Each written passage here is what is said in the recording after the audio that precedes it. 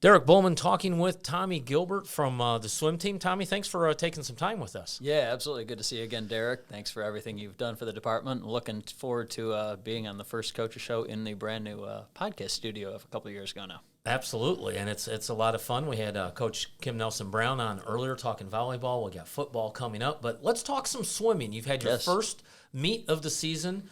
You went up to Lewis in Romeoville. Tell us a little bit about who kind of stood out for you. Yeah, that's always an interesting one because it's a meet we started doing about 7 years ago now, and typically has been a combination of Lewis and or ISU. Sometimes in the first week of our season. This one we at least got to wait until the end of week 3, so we'd been in the water for 2.5 weeks. But certainly some of the stiffer competition that we face throughout the season and coming off, less than 3 weeks of practice. So it's always kind of fun to see some of the freshmen get up and race, especially for the first time, and just see our returners back in the water for the first time since February or March. And some really strong swims for this time of year in particular. I think we got to see some race pace aggressiveness out of the freshmen that we don't really see a lot of in the first few weeks of the year. A lot more of our training in October is more building up the aerobic base, starting to slowly work into some race pace, some specialty type swimming, but we don't do a lot of it in the first couple weeks. And getting to be in that competitive and loud environment for the first time for many of them since February, it kind of brings out a different side, so to speak. And that was a lot of fun to see on Friday night, and gives us a good idea too of what we need to be looking at and working on going forward in practice. So who are a couple of the swimmers that really stood out that you see a lot of potential for? I would say in terms of our returners. As Katie mentioned in her preview article, and Nicole, we have the two CCW newcomers of the year back this year, in Hadley Fudge on the women's side, and then Lane Wagner, who is a junior this year, who was a transfer who won it last year on the men's side. But I would say, beyond that, Lauren Fedderson and Ethan Lauder are two who will be in that range of, potentially having a shot to be representing the Titans at Nationals this year as well.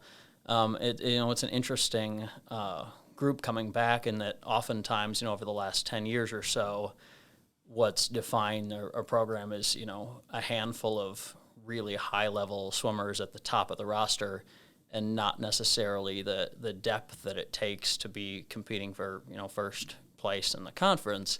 And over the last couple of years, that's shifted quite a bit, and that we're a lot deeper, especially on the women's side, but on the men's side as well, than we almost ever have been before.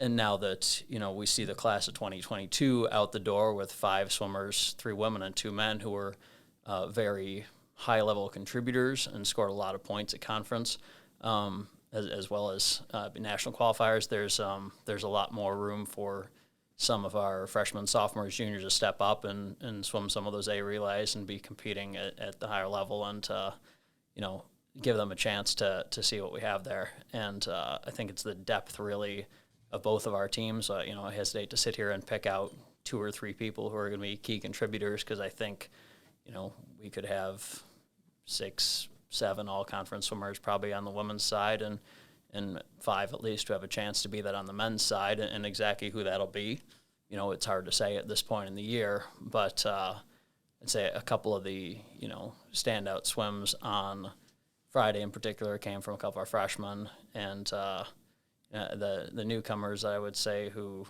really have a chance to shine this year, of 2 men on that side. It's Sam Fogarty and Jay Jenkins, and then our 4 women, Juliana Boyle, Kaylee Kashevsky, Callie Tate, and Natalie Porter, all come in with very different backgrounds, I would say, in terms of their high school and club swimming experience, but have been off to a fantastic start in practice in terms of work ethic and work habits, and fitting in with the expectations and the culture here, and have really been a lot of fun to work with over the first 4 weeks. Well, you talk about the depth, and you mentioned some of the freshmen, and that's where depth comes from when you have a good recruiting class.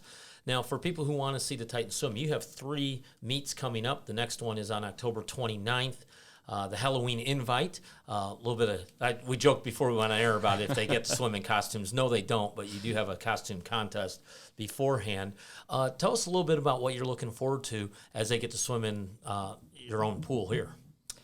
It'll be fun to be able to have a lot of the parents back the first time. That was what made such a difference last year, was having the support of the parents and families for the first time in a year and a half at both our home meets and our away meets. And I would say, last Friday at Lewis, we had a pretty nice showing up there, but it's always going to be a lesser crowd when you're on the road at 5:30 p.m. on a Friday.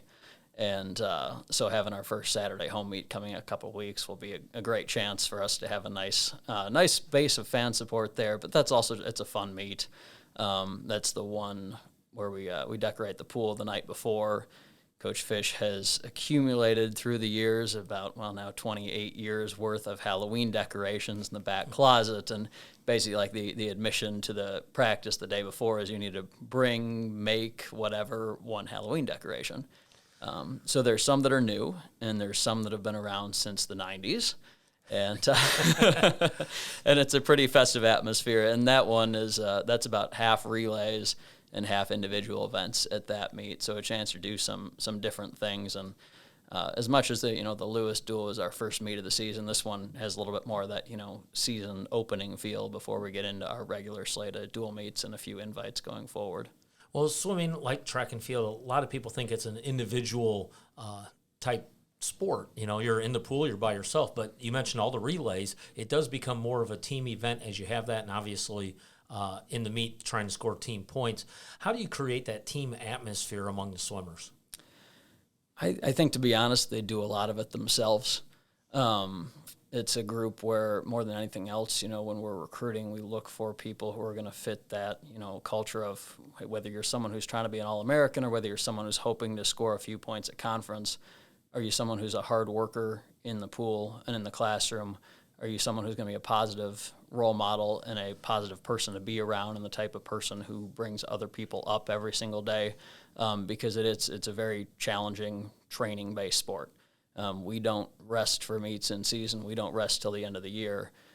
They're working hard from, I don't even want to say September 27th. They're working hard over the summer and in the fall to get ready for the season. And they're certainly working very hard year-round, really, until we get to the beginning of February and we start to taper off going into championship season. So it's more than anything else, you need that team bond and you need that cohesiveness and the ability to know how to show up every day and work your butt off and have fun with your teammates at the same time. And when those are your two priorities, like you shouldn't walk into practice every day being miserable. You should walk in and, hopefully, at least most days, having a smile on your face and being able to laugh and joke around with your teammates and coaches and be happy to be there and get down to business at the same time. And I think when you have a group that understands that, like, I don't think we need to do a lot of, forced, team building, team cohesiveness type stuff. We do some as a coaching staff, certainly. We've probably done more than usual, I would say, in the first couple weeks of the year. But a lot of that we let, our senior class and our swimmers and divers handle on their own, planning little team events like this past Saturday. But then I went out to the night corn maze out at Raider Farms. We've got a little budget that enables the seniors to host, team dinners and things like that throughout the year. So you try to let it happen naturally as much as possible. Spend a lot of time around each other, both at the pool and away. And so that really helps forge those bonds. And then the Florida training trip is the other really big thing that helps let every year you see everybody come back a little bit different from that. Not just Tanner, but especially for our freshmen in particular, getting to spend that time away from home and away from campus with their teammates almost always for the first time in their life it's a challenging week, but it's a fun week, and it creates a lot of those memories that you really take with you for a lifetime.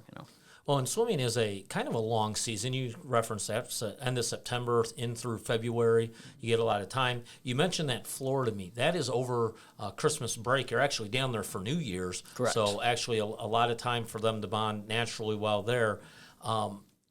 A few meets before that, but a lot of the meets come after that. What kind of building do you do down in Florida? What are some of the things you focus on as a team down there to work on to come back in January and have a big second half of the season? I would say it's almost the last phase of our normal first semester training, so to speak. By the time we get back from our Florida trip, we're within a couple weeks of starting to taper for conference, and we're already starting to back off our legs a lot. So really that, 7, 8, 9 days in Florida, whatever it works out to each year. We do doubles down there every day, but it's really the only time of year where anybody but our distance group is in the water twice a day, as opposed to using their double for a lifting or dry land or plyometric workout. And I'd say it's the most intense training that we do probably, but it's swimming. It's intense year round. That's what it is. But more than anything else, it's our last chance to hit our legs hard before we start to back off that a little bit. And by that time, we're fully in the phase of our season where we're still doing, kick sets and pull sets and warm-up sets together, but we're split up into anywhere from 1 to maybe 4 or 5 different groups for a main set on any given day based on your events and what you're swimming at conference and what you're training for. So there's a lot of separation at that point between our distance group, stroke group, sprint group, etc., and really focusing heavily on the events you're going to be swimming at conference and thinking, it's a lot of race pace training. It's a lot of fast swimming down there.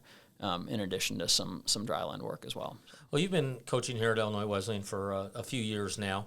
What is one of your favorite things each year that happens as a coach to see these kids do? I think to some degree, so many of those great memories come from the conference and national meets and everything. But if we kind of put that to the side, because that's the obvious answer, I think. Watching people do things they never thought they could do at the end of the year, and not just showing up to see that, you see what goes into it every single day. You see the amount of work that goes in and day out to create what the fans see in the stands at the end of the year.